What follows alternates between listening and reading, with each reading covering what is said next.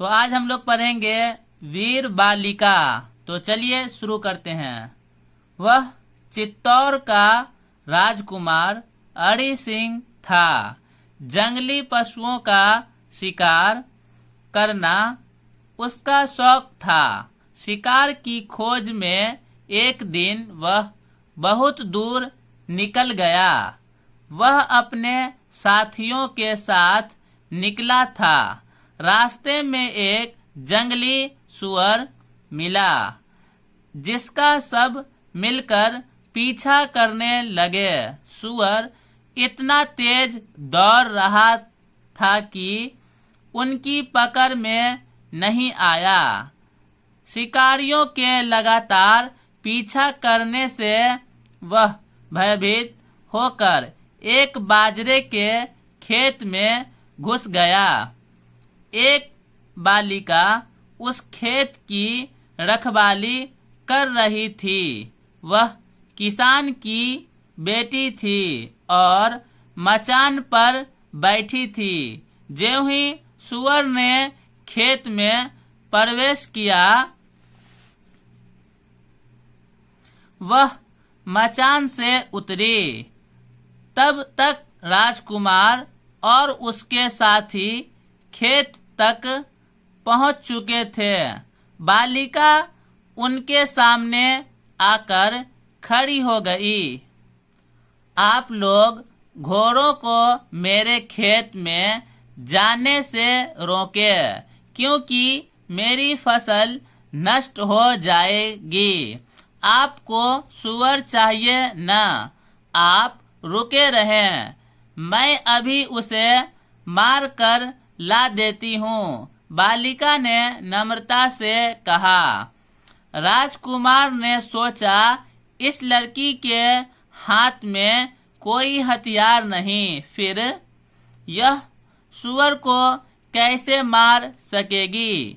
बालिका बाजरे का खड़ा पौधा उखाड़कर खेत में घुसी। थोड़ी देर में उसने सुअर को मारकर राजकुमार के सामने ला दिया। राजकुमार सुअर को साथ लेकर लौटने लगा। तभी एक पत्थर उसके घोड़े की टांग में लगी, जिससे घोड़ा रुक गया। घोड़े को जोर से चोट लगी थी। उसकी टांग टूट गई, जिससे वह आगे नहीं बढ़ सका।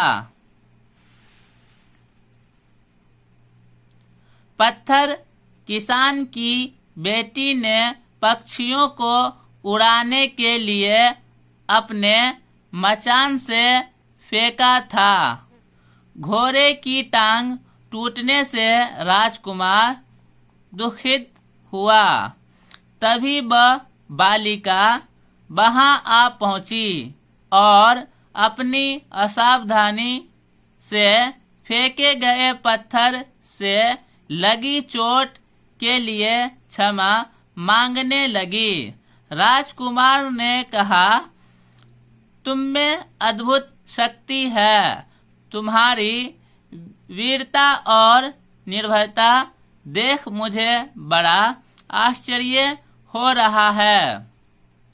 तुम्हें तो पुरस्कार मिलना चाहिए, पर अभी मेरे पास तुम्हें देने योग्य कोई वस्तु नहीं है।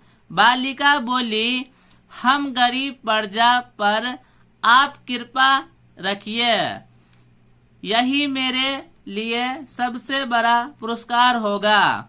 यह कहकर बालिका अपने खेत की ओर लौट गई। दूसरे दिन राजकुमार पुनः वहां पहुंचा। उसने देखा कि वह बालिका सिर पर दूध की मटकी रखे दोनों हाथों से 2 भैंसों की रस्सियां पकड़े जा रही है। राजकुमार के साथी ने बालिका की मटकी गिराने के विचार से उस ओर घोड़ा बढ़ाया।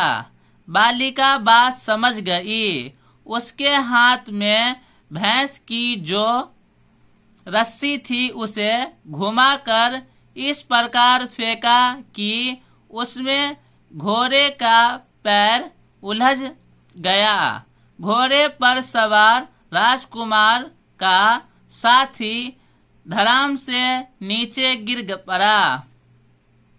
उस निर्भय बालिका का साहस देखकर राजकुमार उस पर मुग्ध हो गया। एक दिन वह वीर और निर्भीक बालिका चित्तौड़ राज की महारानी बनी।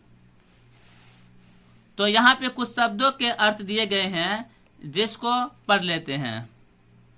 भयभीत यानी भय से डरा हुआ। पुरस्कार यानी इनाम। निर्भीक यानी निडर, उलझना यानी फंसना। क्षमा यानी माफी। निर्भय यानी जिसे भय न हो या निडर। मुग्ध यानी मोहित। अद्भुत यानी विचित्र। तो आपको बताना है कि राजकुमार का साथी किस तरह गिरा। तो आज के लिए बस इतना ही। Thank you for watching video.